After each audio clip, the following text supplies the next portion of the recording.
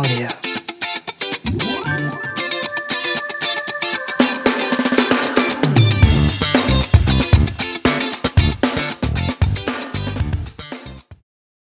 Hey, today we're going to roll our foot out on the ball. Now, the reason this is so important is because each of our feet has 33 bones in it, which means it was made to be able to articulate and change shape to the ground that we walk on, let alone the actual mechanical changes that are needed for the foot to be able to lock in the amazing way it does so that we can toe off and get propulsion standing up straight.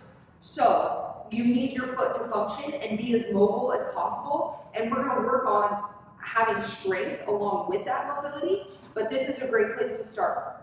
I like to have a ball that's softer than a lacrosse ball. That's something you can work your way up to, but has some tackiness to it because it's going to grab the skin and also give us some fascial movement so that we're sliding things between the layers, getting more blood flow, getting overall better movement and feeling into our feet. We have a ton of nerve endings on our feet also, and they just stay inside the shoes all the time. So let's stimulate those a little bit.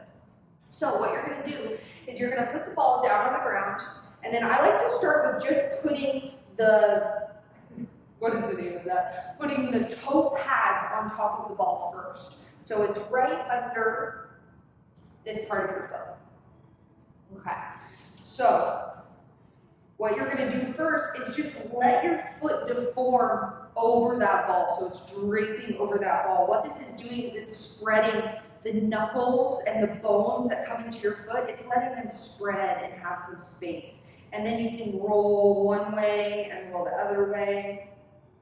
Yeah, just getting the bones of the foot to move.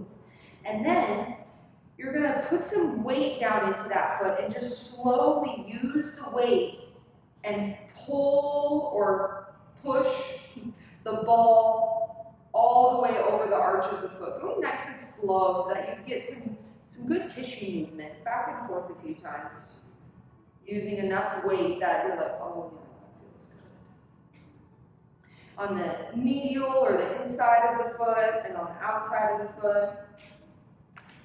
You can see how it pops out of there. And then I want you to stand on the ball, so it's underneath your heel bone. Oh, almost like you're on a high heel.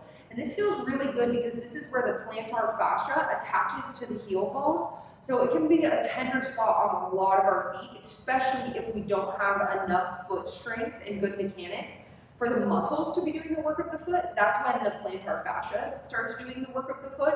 And that's when we get things like, it's not really an inflammation of the fascia, but it's degeneration, plantar fasciitis, because we're overloading, we're overusing that tissue because the muscles can't help at all. So here, we're going to imbibe or bring some fluid into that area where the fascia attaches. You can gently roll back and forth here a little bit,